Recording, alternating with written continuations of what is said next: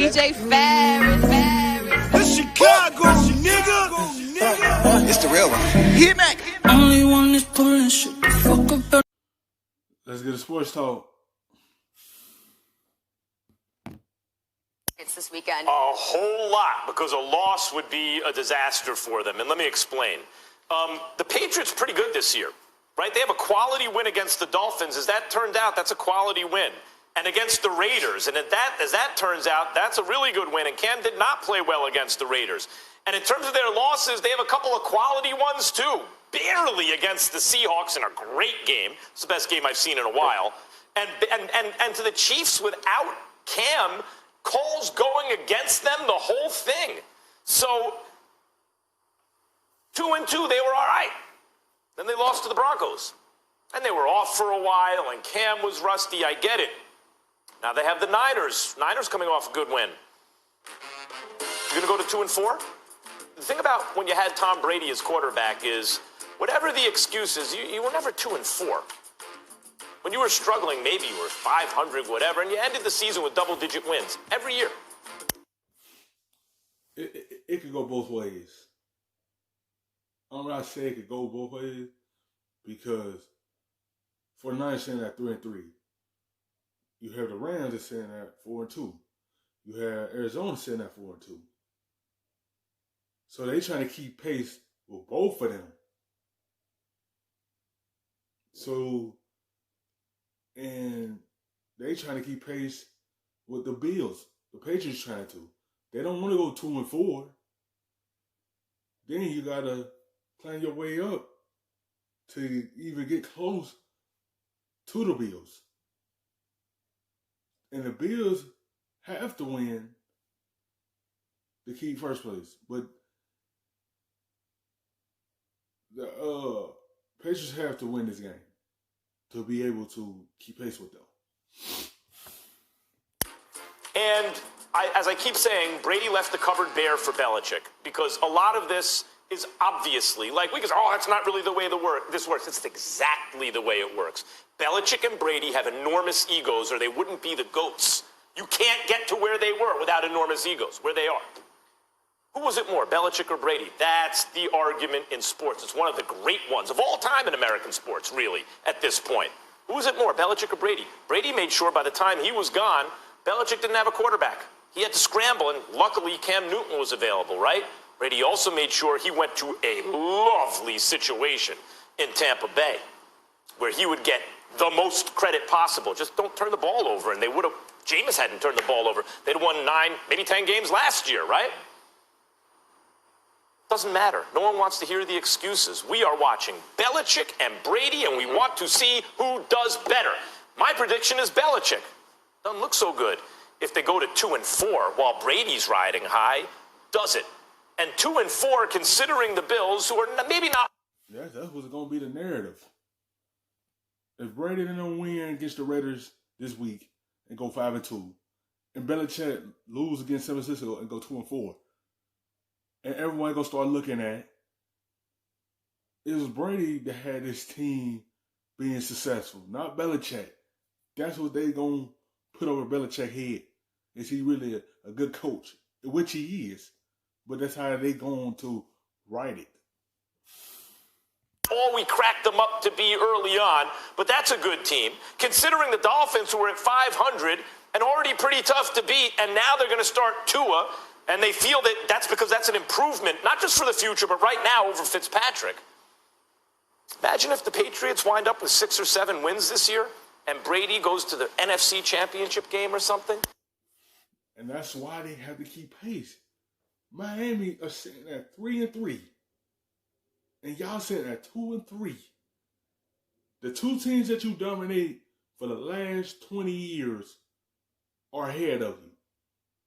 If they don't lose this game to San Francisco, they still can make the playoffs because there's going to be 7 teams in the playoffs.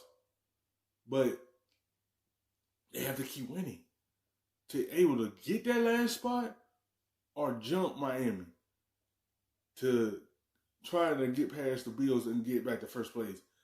That's why they can't fall into this hole. Because the two teams that you dominated are now ahead of you. This is a huge game for the Patriots. No excuses. Cam Rusty, the defense, hurt or defecting before the season because of COVID opting out. No one wants to hear it. Because when Brady was there, the excuses didn't matter. They didn't need them because you were always winning. What are the Patriots now? Are they a one close play away from beating the Seahawks? An excuse about a call going against them against the Chiefs? Or are they a winning franchise? We're about to find out. Let me say this to you, Max. Usually, obviously, it's a debate show. We need to disagree, but we don't, for the most part, with this. I think you're right. But I also think that you're really more correct because of this particular game coming up, not this particular season. This game coming up right now is Jimmy Garoppolo on the other side. That was supposed to be the successor to Tom Brady. Tom Brady didn't want to leave. He wanted to stay. I supported that. Mr. Kraft obviously supported that. As a result, Bill Belichick ends up trading him for a second-round pick. I don't think there's any doubt that it was out of frustration because, hey, the bottom line is, in the end, you only want to do that. But Jimmy Garoppolo's on the other side. That's why your points are very valid. If it were not for this game, I'm thinking COVID-19.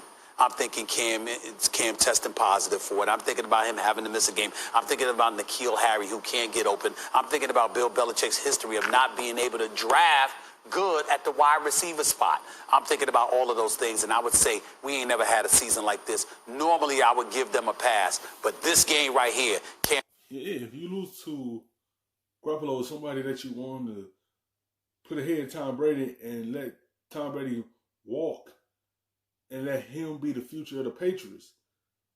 But now he's in San Francisco. If he come there and beat the Patriots, that's another thing that's going to be in the headline. You see how it is right now? Imagine San Francisco going there and win with Garoppolo, the guy who's supposed to replace Tom Brady. That's going to be another one over Belichick here. It's a lot of reasons why the Patriots are struggling. Yeah, Canvas now came back, so he a little rusty.